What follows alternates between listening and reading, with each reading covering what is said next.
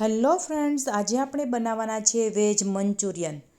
આ મંચુરિયન ખૂબ જ મસ્ત અને ટેસ્ટી બને છે. આના માટે મેં 500 ગ્રામ કોબીજ લીધી છે અને એને છીણી લીધી છે. 500 ગ્રામ ગાજર લીધા છે, એને પણ છીણી લીધા છે. અને એક મીડિયમ સાઇઝનું બીટ લીધું છે, એને પણ છીણી લીધું છે. અને 4 નંગ ડુંગળી લીધી છે, એને પણ નાની નાની સમારી લીધી છે.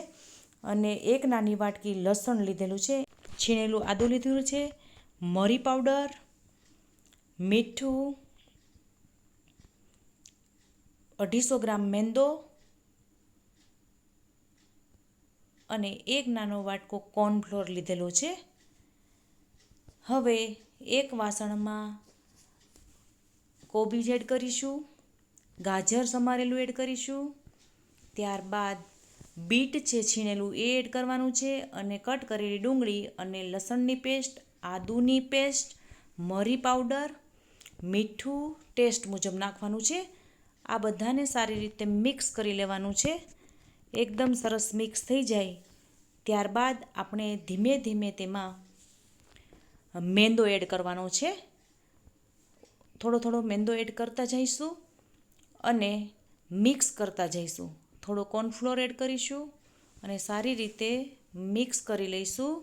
અને આપણે આ લોટ તૈયાર કરવાનો છે, બાંધી અને ડો તૈયાર કરવાનો છે.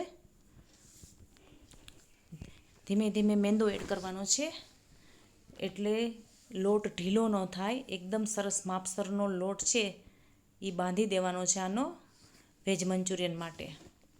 આપ જોઈ શકો છો આ રીતે આ મંચુરિયન માટે લોટ તૈયાર કરવાનો છે. આ રીતે હવે આપણે તેની નાની નાની મીડિયમ સાઇઝની ગોળી તૈયાર કરી લઈશું. બધા મંચુરિયન આ રીતે કરી લેવાના છે. હવે એક પેનમાં તેલ મૂકવાનું છે. તેલ ગરમ થાય એટલે આમ બનાવેલા મંચુરિયન છે એ તેમાં ફ્રાય કરી લેવાના છે. આ મંચુરિયન ડીપ ફ્રાય કરવાના છે. આદુનું પ્રમાણ વધારે રાખવાનું છે, એથી ટેસ્ટ ખૂબ જ સરસ આવે. મીડિયમ ફ્લેમ પર ગેસ રાખવાનો છે અને ધીમે ધીમે ડીપ ફ્રાય કરી લેવાના છે. આપ જોઈ શકો છો આ રીતે એકદમ સરસ રીતે તેને ફ્રાય કરી લેવાના છે.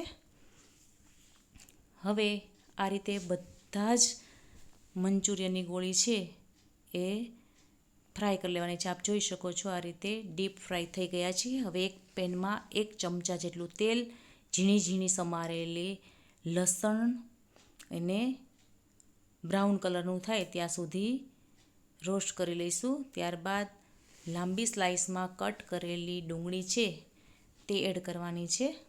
હવે આને પણ સરસ મજાનો મીડિયમ ફ્લેમ ઉપર સાંતળી લેવાની છે. ત્યારબાદ કેપ્સિકમ લાંબી લાંબી સ્લાઇસમાં કટિંગ કરવાનું છે, તે પણ આપણે એડ કરી દઈશું અને ધીમી આંચ પર એને રોસ્ટ થવા દઈશું. એકદમ સાંતળી લઈશું.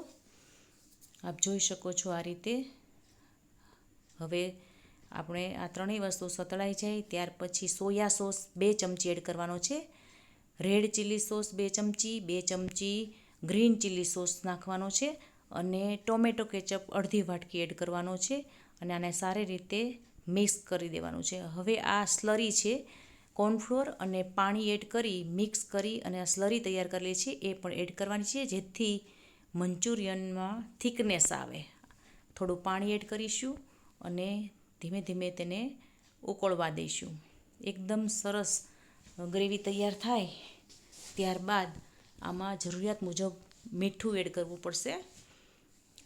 હવે આપણી ગ્રેવી તૈયાર થાય છે.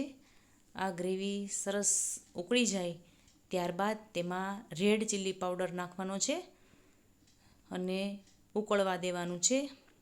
હવે આ સરસ મજાનું આપ જોઈ શકો છો આ રીતે ગ્રેવી છે ઉકળવા લાગી છે અને થીક બની ગઈ છે. હવે આપણે મંચુરિયન તળેલા છે તે એડ કરવાના છે અને સારી રીતે ધીમી તાપ પર એને ચડવા દઈશું.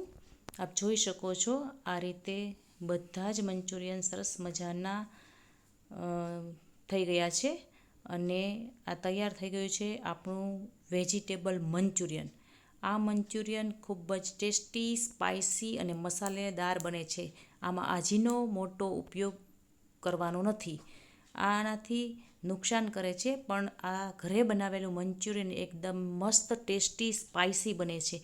તો રેડી છે આપણું tasty vegetable Manchurian. Thank you.